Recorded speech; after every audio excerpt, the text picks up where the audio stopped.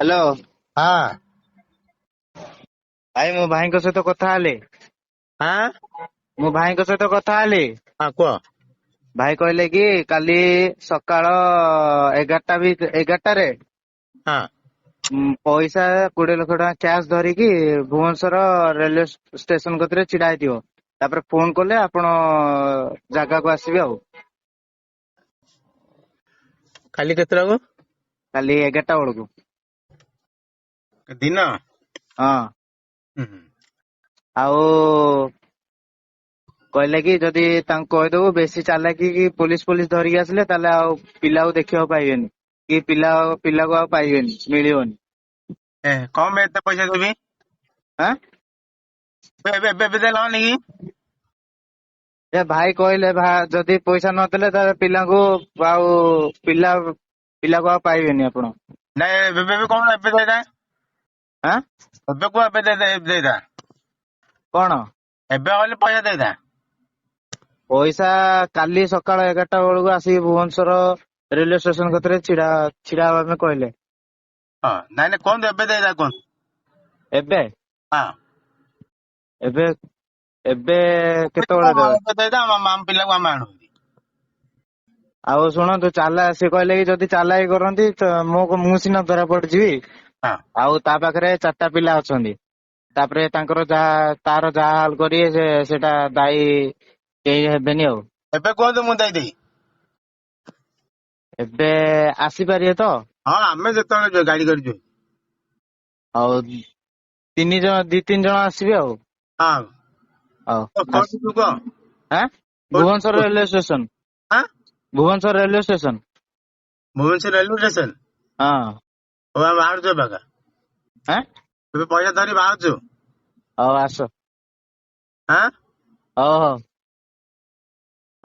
Switch off କରନ ତ ଆମେ ବାହାରୁଛୁ। ହଉ ହଉ।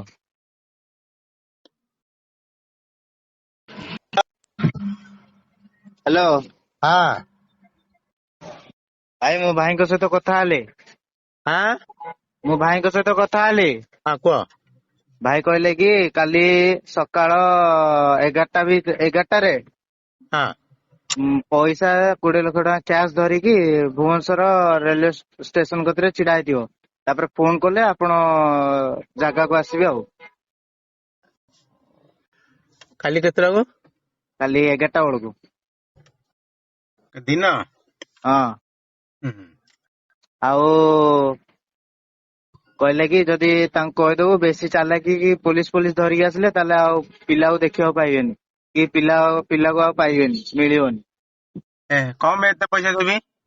ଆଁ ଏବେ ଏବେ ଦେଲନି କି?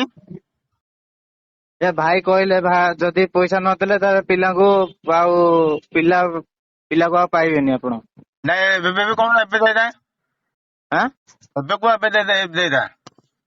କଣ ଏବେ କହିଲେ ପଇସା ଦେଇଥା। ପଇସା କାଲି ସକାଳ 11ଟା ବେଳକୁ ଆସିକି ଭୁବନେଶ୍ୱର ରେଲୱେ ଷ୍ଟେସନ କତିରେ ଛିଡା ହବା ପାଇଁ କହିଲେ। ହଁ ନାଇଁ ନାଇଁ କୁହନ୍ତୁ ଏବେ ଦେଇଥା କୁହନ୍ତୁ। ଏବେ ହଁ ଏବେ ଏବେ କେତେବେଳେ ଦେବେ? ଏବେ ଦେଇଥା ଆମ ପିଲାକୁ ଆମେ ଆଣୁ। ଆଉ ଶୁଣନ୍ତୁ, ସେ କହିଲେ କି ଯଦି ଚାଲାକି କରନ୍ତି ତ ମୁଁ ସିନା ଧରା ପଡିଯିବି। ହଁ ଆଉ ତା ପାଖରେ 4ଟା ପିଲା ଅଛନ୍ତି।